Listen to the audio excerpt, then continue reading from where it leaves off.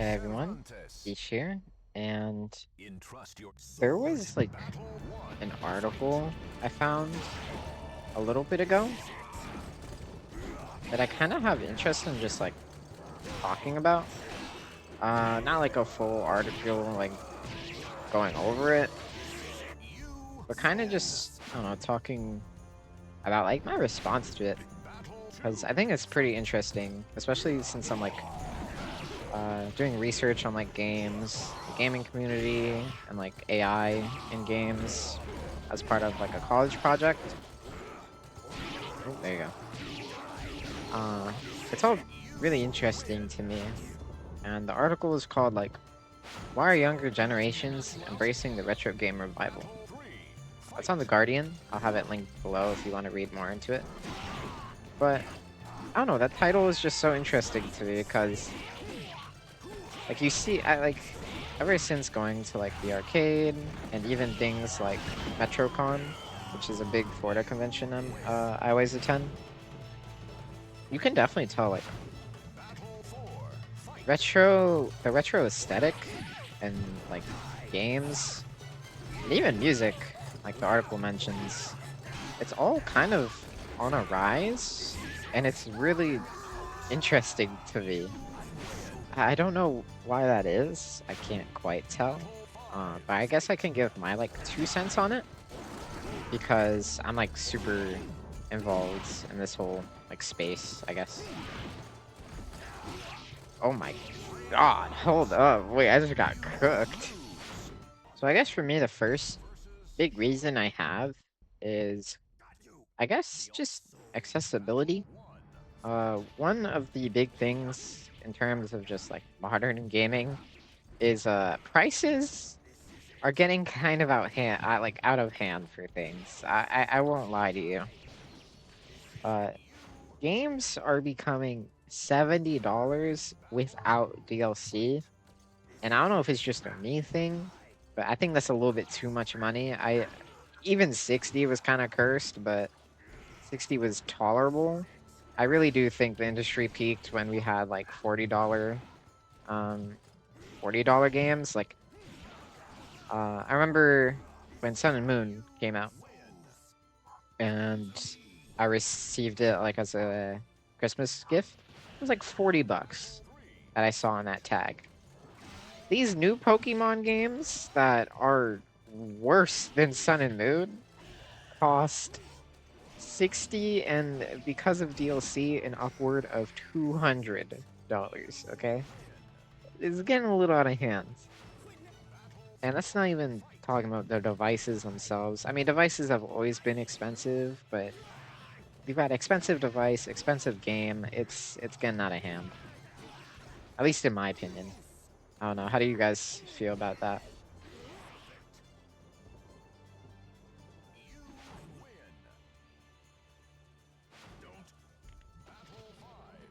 The next big thing I kind of wanted to talk about was game kind of freaked out there. Next big thing I kind of want to talk about is something that the article mentions like heavily is whoa. Hold up. I got this. I got this. There you go. uh, is like music. And yeah, for me, that was like the biggest thing that really got me into this whole like craze for like older games. And for me, it's just the music. I'm not saying the music now is bad. I really do like, whoa. Am I cooked? Wait, no, I'm not. Oh, okay. Now I can get back to what I was saying.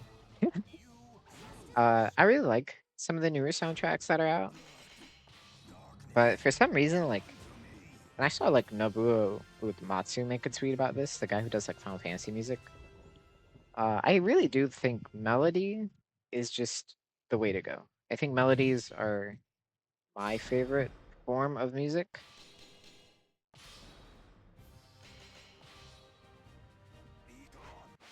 And I don't know, it's something just it's so simple to listen to, and especially with like SNES and forward, right? the music is just so easy on the ears. I will say NES music and before is really hard to justify listening to on the regular. There's like a few songs from NES I'll ever bump, and even then it can get a little crazy.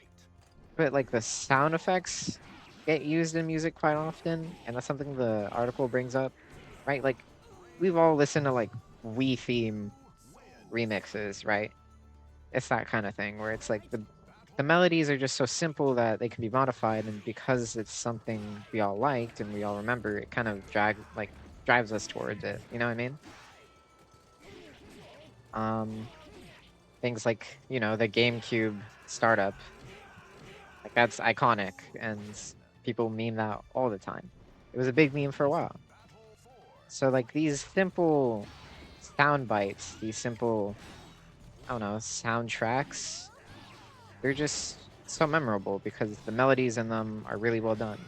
Like, and if you're like a musical person, it's even better because for me, like if I need motivation, I'll pull up Soul Calibur 1 soundtrack. Ivy's theme in that game is crazy. And the MIDI, sound font for that game was absurdly good. And if I need something more relaxing, I'm in the middle of Ocarina of Time. I fall asleep to Ocarina of Time music all the time now. You know what I mean? The title theme, Zelda's Lullaby, Lon Lon Ranch, like all that. It's so like melodic and peaceful. You know what I mean? And they invoke so much emotion. And I think that's why people tend to like some of the older stuff, because I don't know if it's just me. I noticed it a lot in like newer Mortal Kombat games, and even Street Fighter 6 has a problem with this. Uh, something about atmospherical music just doesn't hit. I'm fine with it if I need to be in like a writing mood, but even then, I'll just pull up a melody to like get me motivated. So something about like that whole like atmospheric kind of low beat music, it doesn't hit the same way for me. Where everything else was just so much more vibrant and like uh emotionally, I don't know what the word is, but I guess more provoking in that way. Let me see if I can live this. I got this. Oh, close, close, close. That was close. But yeah, I don't know. Like the music side of things, I can I can see what the article's saying. It's just so, I don't know. It's just so like nostalgia invoking too for people that weren't even there. Like I wasn't even there, but for some reason when I hear something that's like super pixelated sounding in a song, I start freaking out. I'm like, that's so cool. We don't really hear that. Everything's so refined now. And I think that brings me to my next point, where I think this is really just a me thing, but I like some of the older stuff, like older games, for how janky they can be. Oh, she got me. For example, let's just compare two games, right? Let's compare two games. And we're gonna do Zelda, and I know this is dangerous territory. Just hear me out. Breath of the Wild and Ocarina of Time. I'm not comparing the two games, okay? Um, and this is purely because of accessibility that I have not played Breath of the Wild, because it's just a bit too much money, and I was never really into Zelda until Ocarina of Time. Right? Ocarina of Time is considered one of the best games like ever, right? And Breath of the Wild is considered one of like it's a really like god tier game, right? And one of the best games of all the time is one of the jankiest games of all time. I mean, Ocarina of Time. I'm in the middle of a playthrough right now. That game is so busted. Like whoever made it, I'm like props to you for making this, but oh my god, this some of like some of it is just so jank, but it's like a charming kind of jank. It's not like terrible. It's just it's weird in a way that I like it. And I guess that kind of does the same thing with me for fighting games. Don't get me wrong, Street Fighter 6 is also a really fun game. But I guess just because of how refined it becomes after like a patch or two, I don't know. I feel like the game kind of stales itself out. I don't know if that's just a me thing. Like for example, JP, when like I saw him, I was like, this character did not belong in Street Fighter. And now that when I look at him, I'm like, well, he still doesn't belong in Street Fighter, but he's so toned down now that I'm like, yeah, he kind of fits. He fits the Street Fighter vibe. And I get it, it's to make things like more balanced and whatnot. But for me personally, I kind of like the jank. I kind of like it when there's like a absolutely terrible character and then an absolutely meta character. Now, yes, some of those older characters are absolute nightmares. I mean, Pet Shop was a mistake, and there's a reason he's banned. But there's something funny about it, you know what I mean? That you don't really see anymore. And that's the kind of stuff I like. There you go. I thought I was gonna start getting like hyper cooked there.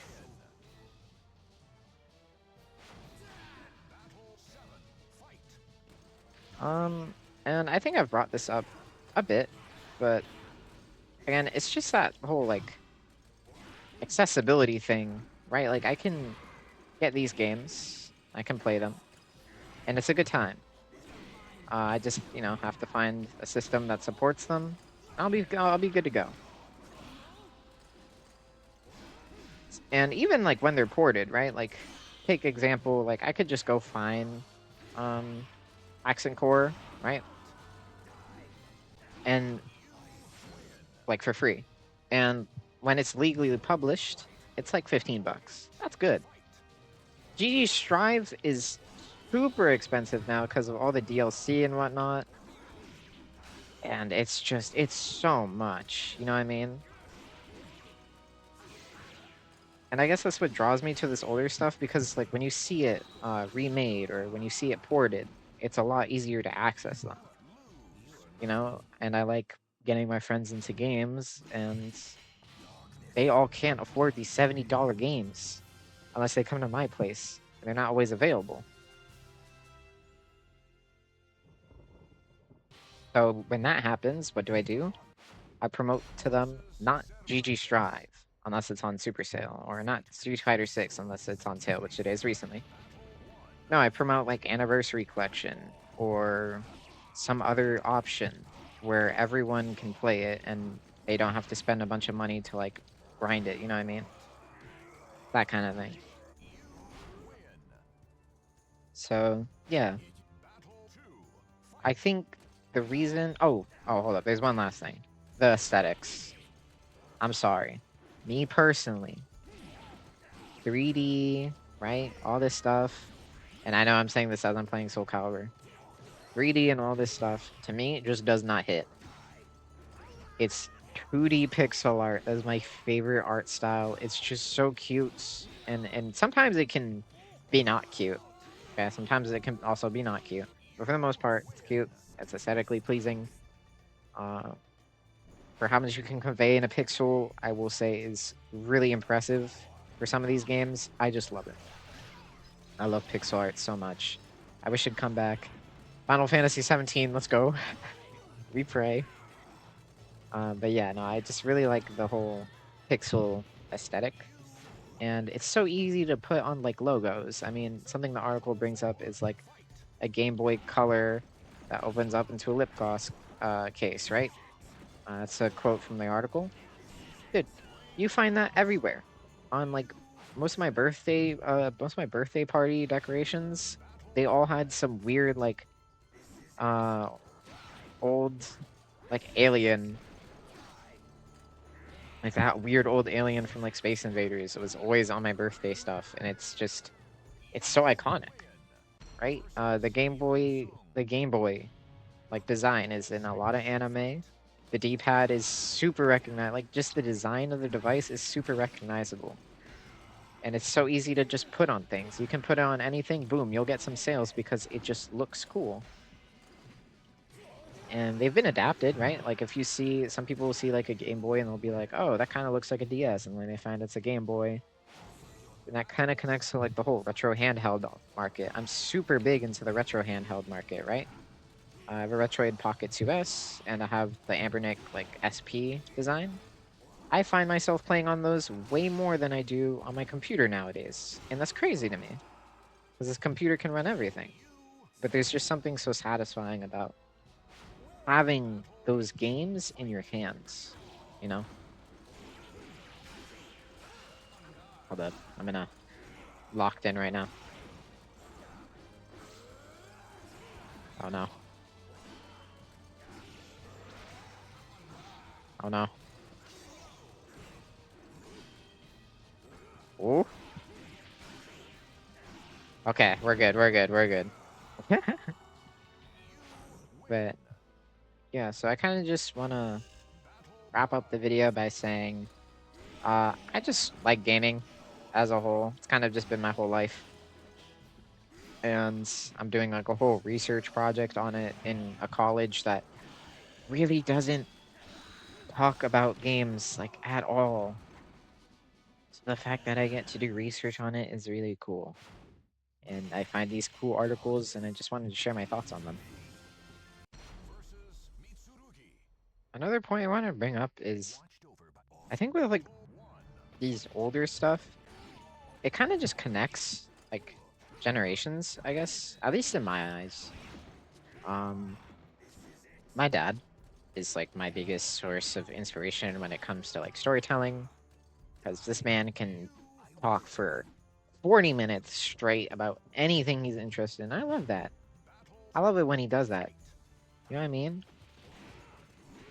It's a really big inspiration. It's the whole reason why I'm into writing and whatnot. And same can be said for my taste in like video games. Wow, I thought that was gonna ring out. A lot of what I'm into, like sure, the Final Fantasy stuff, JRPG stuff, I found on my own. But those old consoles, I would have never been into them without my dad introducing me to them in some way. Whether it be like physically, like the old original Xbox, or just through his stories. Right? He would tell me about how he played on the PS1, about how he'd play Virtua Fighter and Bloody Roar at the arcades. And that kind of stuff inspires me, you know? And like I said, it kind of bridges the gap between generations. And at least in terms of like gaming. And it gives you something to relate to people with, you know? And it's that passion that binds people together as well. So, I don't know. I just like thinking of it like this whole retro case I have. I like thinking of it in a way that's like, I don't know, it keeps me like close to my dad, because Soul Calibur, right? I would have never gone to this game. It would take until I wanted to bring out the Xbox again, and then my dad would show me again to like Soul Calibur 2. And then that led to a connection between me and like my girlfriend, because she also played Soul Calibur 2 as a kid. And you know, I played it with my dad, and then I started playing it with my dad, and here we are. Now I play it as like a test of character / competitively, because he told me, just do it, man. Just go for it. I don't know if I'll ever make another video like this where I'm just kind of shooting some shit for funsies. Um, I kind of just want to hear your guys' thoughts on it. Um, and see like just how other people think about my points. These are kind of just very unscripted points, and they could probably be fleshed out better with the script. But I don't know. I kind of just like saying things and just like listening to people and what they have to say, and then you know, bet like a greater discussion comes out of it, and that's the kind of thing I like. Something really interesting from college that I really got into is just like spewing some shit, hearing what people have to say back to me, and then we just have a cool discussion about it. So, hope you guys like the video. I'm planning on doing more YouTube stuff soon. This week is MetroCon week, so I really have to lock in on my cosplay, and I'm probably making a video for that. And speaking of retro games, my like next big plan is I'm still staying with Soul Calibur stuff. I think there will be Soul Calibur tournament next month, crazy tournament. But what I really want to do is Dragon Quest III Let's Play. just because the game is being remade and coming out, I think like November, if I remember correctly. So I'm excited for it. I'm excited. So I'll probably do a Let's Play on that. And the YouTube stuff is, I don't know if it'll ever go anywhere. I'm kind of just doing it for funsies, keep it casual. Because at the end of the day, okay, for real, that's great. What I was saying was, at the end of the day, writing is my big passion. Trying to like write stories and whatnot. But this is kind of just something nice to do on the side. So, if you like this video, like and subscribe, and comment your thoughts on any of the things I said. And just keep smiling. Keep doing what you're into, or keep doing what you like to do and what you're into. And yeah, just pursue whatever you want, man.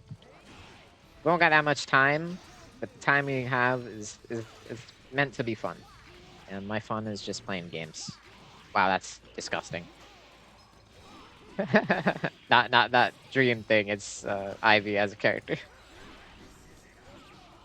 But yeah. Have a good day, guys. See you next time.